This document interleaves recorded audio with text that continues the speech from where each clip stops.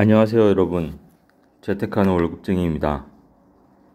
역사상 가장 큰 거품, 이렇게 대비하자. 궁금증 문의는 아래 메일로 주시기 바랍니다. 모든 투자의 책임은 본인에게 주어지며 본 내용은 투자의 참고자료로만 활용하시기 바랍니다. 부동산 시장이 불과 7, 8개월 만에 완전히 급변하고 있습니다. 저는 작년 10월 달부터 빅데이터를 분석해서 전체적으로 대세 하락으로 갈 거다 예측을 했고, 그 결과가 지금 거의 맞아 들어가고 있습니다. 제가 매주 한 두세 번의 방송을 하면서 모든 데이터, 빅데이터를 분석한 것을 예측해서 여러분들에게 내용을 전달해 드리고 있는데요. 오늘은 현재 부동산 분위기와 그리고 한국건설연수원에서 나온 보고서를 간단하게 써머리 해드리겠습니다. 그 결과가 제가 예측한 결과와 거의 맞습니다. 그래서 그 내용을 좀 말씀을 드리겠습니다. 5주째 뚝뚝 서울 규제 여전, 수도권 집값 기울기 가팔라진다. 집값이 지금 떨어지고 있다는 얘기죠. 금리 인상 우려에 매물 적체, 매수 심리도 갈수록 위축, 또 강북, 강동 등 하락폭 확대, 인천, 수원도 찬바람.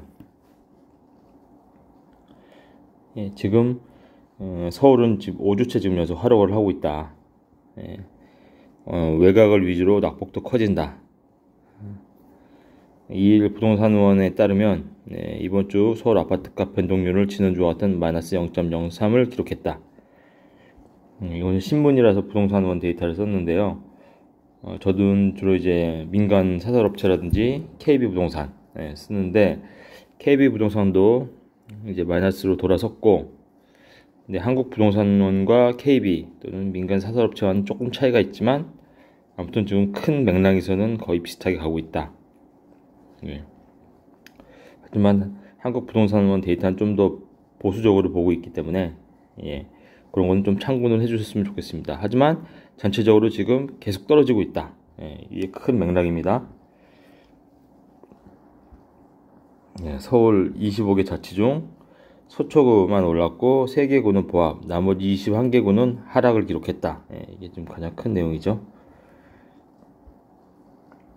그리고 집값 뚝, 규제 완화는 찔끔, 금리 인상은 강력.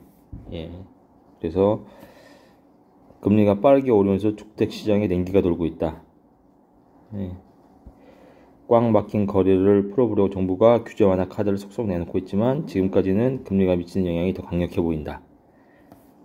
그래서 5월 2일부터 6월 27일까지 전국 서울 수도권 주간 변동률을 보면 지금 마이너스 0.03부터 마이너스 0.05까지 이제 마이너스로 떨어졌어요. 이게 0인데 한국부동산원 데이터지만 아무튼 마이너스로 떨어졌다. 근데 국민은행 데이터는 한 이때까지는 플러스로 가다가 한 요점부터 이제 떨어졌고요. 시기의 차이는 있지만 아무튼 현재 기준으로는 다 마이너스로 돌아섰다. 이렇게 좀 보시면 될 것 같고, 서울 주요 자치구 아파트 매매가 변동률 지금 서초, 강남만 좀 유지를 하고 있죠. 0에서 0.02로 나머지 노원, 강북 같은 곳은 다 마이너스로 돌아섰습니다. 게다가 수도권 집값도 뚝뚝 떨어지고 있다. 노원은 눈물이 뚝뚝이라고 합니다. 여러분, 제가 제 방송을 보시면 저는 작년 10월 달부터 이걸 예측을 했습니다. 모든 빅데이터를 가지고. 그게 지금 7, 8개월이 지금 지난 시점에 거의 다 맞고 있고, 그러니까 앞으로 미래 예측도 제가 방송에서 말씀드렸지만 한번 보시면 예측을 하실 수 있을 겁니다.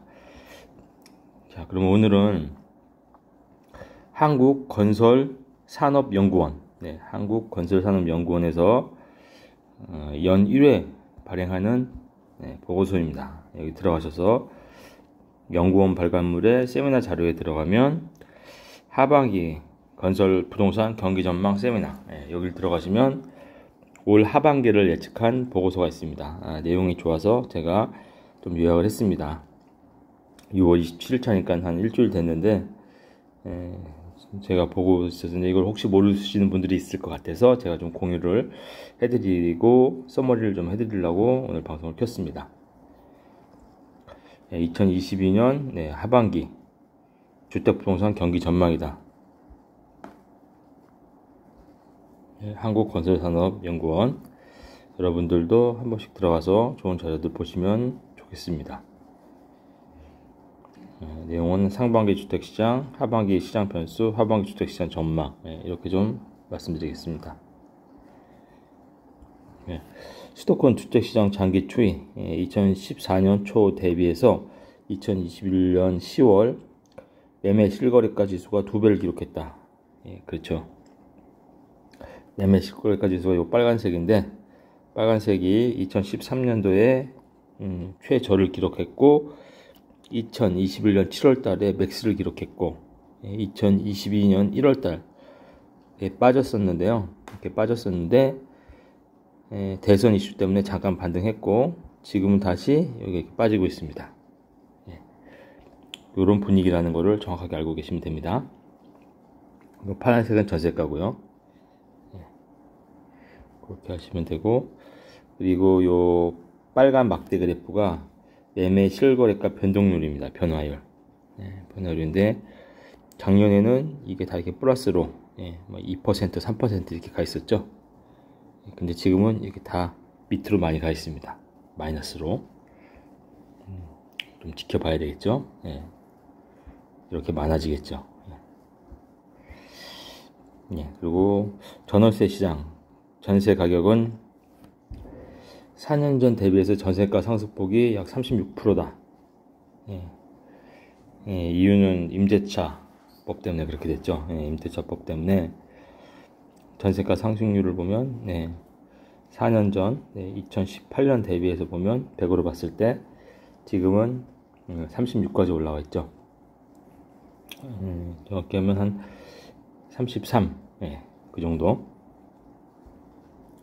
그래서 올해 4년차 되는 사람들은 요만큼 전세가를 올려줘야 되는 그런 리스크가 있지만 여기서 더 올라가진 않는다.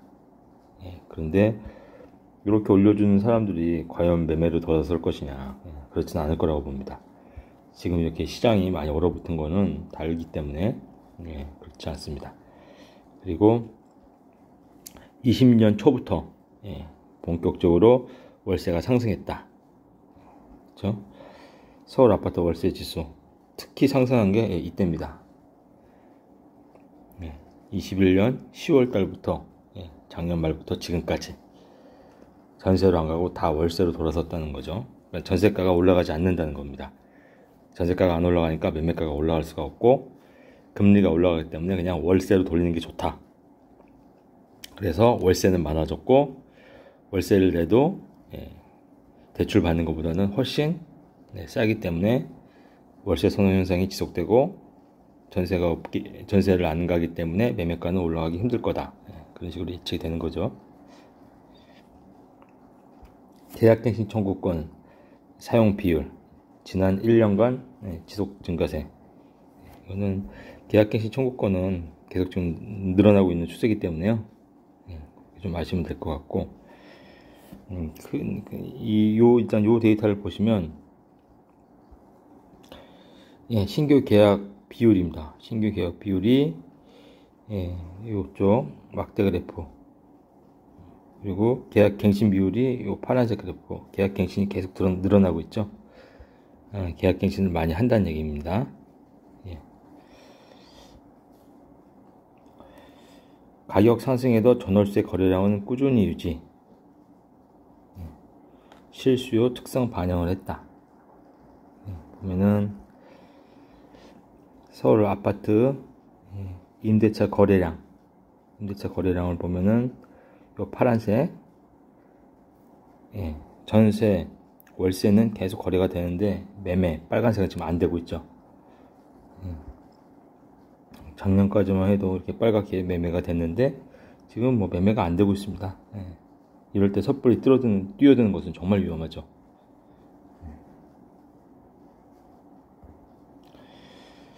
그리고 실거래 기준 고점은 21년 하반기가 가장 많고 고점 기록한 이후에 하락 거래가 약 30%대를 차지한다. 고점 기록, 21년 하반기 고점 기록이 가장 많아. 21년 하반기 때 고점 최고가로 거래가 됐고 그 다음부터는 쭉 떨어지고 있죠. 거래가 되지도 않을 뿐더러 약 30% 이상은 다 하락 거래다. 고점 기록한 이후 하락 거래가 약 32.6%다. 10.6%. 그렇죠? 지금 이 하락 거래, 이게 하락 거래를 나타내는 거고요. 거래가 지금 거의 없죠. 거래가 없는데 하락 거래 비율은 더 높아지는 거죠. 30% 이상.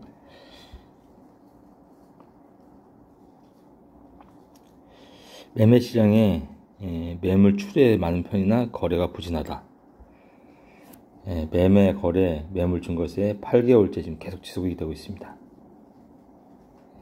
보면은 매물수가 이 파란색 막대 그래프가 매물수인데요.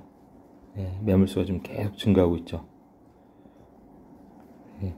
매물이 지금 계속 증가하고 있고 이 빨간 게 거래량인데 거래는 지금 안 되고 있습니다.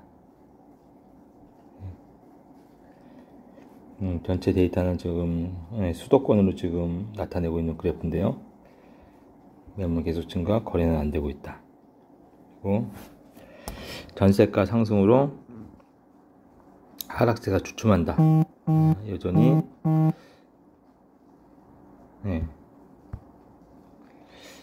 여전히 50% 미만이다. 나와있죠. 그리고 시장 불확실성 확대로 지수별 방향성이 상이하다. 보면은 기관별 한국부동산원 또 KB 부동산 114 데이터가 조금씩 상이는 하지만 방향은 거의 일치합니다. 보면은 19년부터 22년 4월까지 데이터가 보면은 지금 거의 다 하락하는 방향으로 가고 있지만 그 절대값은 좀 차이가 있죠. 그래서 매매 지수는 전체적으로 하락하는 방향으로 가고 있다. 하지만 그 절대값은 기간별로 차이가 난다. 그리고 월간 지수와 주간 지수 흐름이 상이하다. 전세가 월간 지수와 주간 지수, 매매 지수와 월간 지수와 주간 지수가 차이가 나는데 이거 매매 지수 변동률, 파란색이 매매가 가격 증감률이에요. 매매가 가격 증감률은 지금 마이너스로 다 돌아섰고 KB입니다. 파란색은 KB, 그리고 빨간색은 한국부동산원. 한국부동산원도 마이너스로 가고 있고, 그죠? KB도 마이너스로 가고 있는데 확실히 KB 민간업체는 최근 4월부터 6월까지 급속하게 지금 마이너스로 가고 있어요. 마이너스 지금 0.04까지 떨어졌죠. 그리고 한국부동산원은 좀 보수적이라서 좀 덜 떨어졌지만 두 개 다 마이너스로 가고 있다. 그리고 인허가 준공, 되면 비수도권의 인허가 전년 대비 증가, 분양 승인은 오히려 줄어들었다. 파란색 비수도권 인허가, 비수도권의 인허가를 보면은 전년 대비해서는 증가했지만 전체적으로는 굉장히 작습니다. 그리고 분양 승인, 이쪽이 이제 분양 승인인데 분양 승인은 줄어들었죠.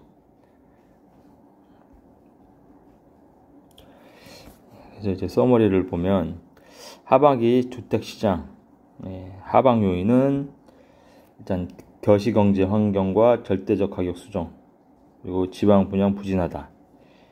이렇게 좀 들 수 있고, 거시경제 환경 하반기 시장 아파트가 가격이 이제 하락하는 큰 요인은 변동성이 확대되고 유동성이 축소된다.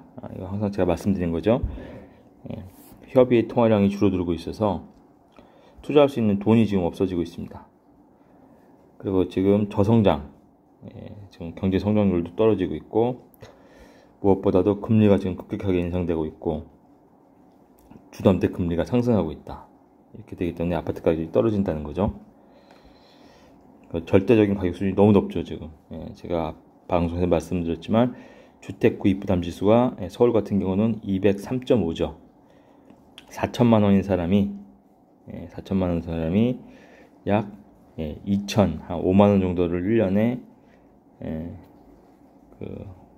이자, 원리금